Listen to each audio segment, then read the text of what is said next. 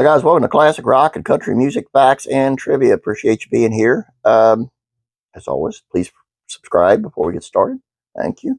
If you have not yet, you don't want to subscribe more than once. So, Anyway, today's video is on 5 country music artists who were banned from the Grand Ole Opry. Let's see who those crazy people were. We're going to start with Mr. Hank Williams. He's a member since 1949. Membership revoked 1952. After releasing a long string of country hits in the 40s from Hey Good Lookin', I'm So Lonesome I Could Cry, Saw the Light, Move It On Over, and so on, Hank Williams finally made his Grand Ole Opry debut and became a member in 1949. During his Opry debut, Williams received 6 encores and would go on to tour with his band, the Drifting Cowboys. Known for his drinking problem, Williams was previously fired from the radio station where he started out after showing up inebriated on more than one occasion. His time with the Opry would have a similar fate. His alcoholism became noticeable and progressed over the years. In 1952, the Opry dismissed Williams just 3 years after he became a member, after he had missed a number of scheduled shows with no explanation. He died months later on New Year's Day, 1953, at the age of 29. In 2003, his grandson, Hank Williams III, started a campaign to have his grandfather reinstated into the Grand Ole Opry. Johnny Cash was an Opry member since 1956. Membership revoked in 1965, then reinstated in 1968. On July 7, 1956, Johnny Cash made his Grand Ole Opry debut, performing I Walk the Line, Get Rhythm, So Doggone Lonesome. Later moving to California, signing to Columbia and releasing more hits like Ring of Fire, Cash would frequently return to perform at the Opry, though his life had become more tumultuous over the next few years around addiction and his first marriage dissolving. During a 1965 performance, inebriated Cash dragged the microphone stand around, smashing out all the footlights in front of the Opry stage. I don't know how bad they wanted me in the first place, but the night I broke all the lights on the stage with the microphone stand, they said they couldn't use me anymore, said Cash. So I left and used that as an excuse to get really wild and wound up in the hospital with my 3rd time I broke my nose. Coupled with his wife, June Carter, who he first met at the Opry, who was already a member for years, singing with the Carter family and as a backup singer for Elvis Presley, Cash turned to the Opry stage in 1968. Cash's membership was reinstated, and he remained an Opry member throughout the rest of his life. Skeeter Davis, member since 1959, membership revoked in 1973, reinstated in 1974. Kentucky native Skeeter Davis first broke out as part of the Davis Sisters in the late 1940s, later released their country hit, I Forgot More Than You'll Ever Know, which spent 8 weeks on the top of the country charts in 1953. The two would go on to perform with everyone from Bob Dylan, Jerry Lee Lewis, and Wanda Jackson. After the death of her singing partner, Betty Jack Davis, in a car accident in 1953, which also left Skeeter with severe head injuries, the singer decided to retire from music and start a family.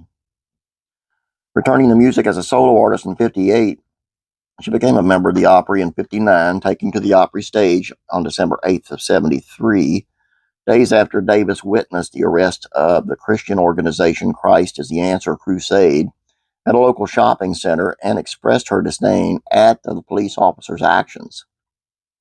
This is really something I should share, said Davis to the Opry audience before performing Amazing Grace. I didn't ask our manager, but they've arrested 15 people just for telling people that Jesus loves them, and that really burdened my heart, so I thought I would sing you all this song.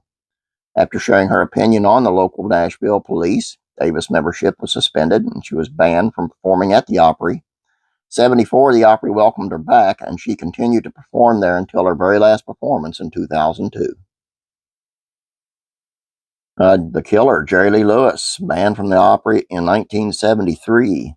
Despite his country music roots and numerous releases with the genre, She Even Woke Me Up to Say Goodbye, To Make Love Sweeter for You, What Made Milwaukee Famous has made a loser out of me, End of the Road, and Another Place and Time.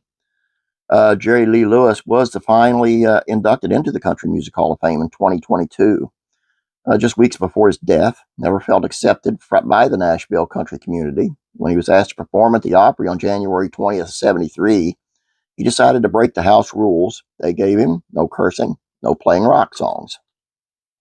Not only was Lewis foul-mouthed, but he also ignored the commercial breaks and performed a number of rock songs, including his hits Great Balls of Fire, Whole Lotta Shakin', Chuck Berry's Johnny Be Good, and more, before closing on the more tender I'm So Lonesome I Could Cry. Lewis also broke another rule by playing a 40-minute set when most artists were restricted to 2 or 3 songs. Lewis never became an Opry member and was banned from performing there after his notorious 73 appearance, though he did end up playing there again in the early 80s. Dierks Bentley, Opry member since 2005.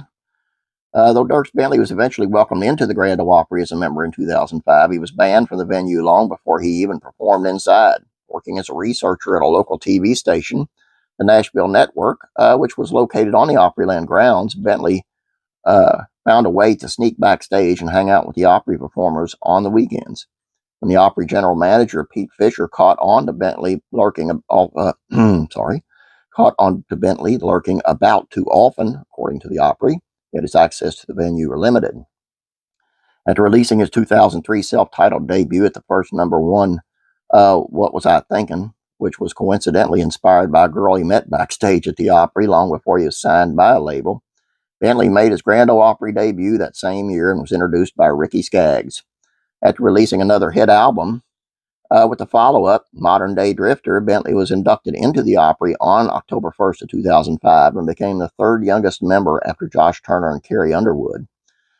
We leave the door to our dressing room wide open so people can come in and say hi, said Bentley of his Opry performances today. And if we're not getting ready, then I want to be out on the stage watching the other bands, just remembering what it feels like to be part of the audience. I'll never want to lose that feeling of being a fan. Out of all of them, I think Dierks Bentley's story tickles me the most. Just kind of a heck of a crew of great country artists, and, just bad. Anyway, it's all I got for you. Hope you guys enjoyed this.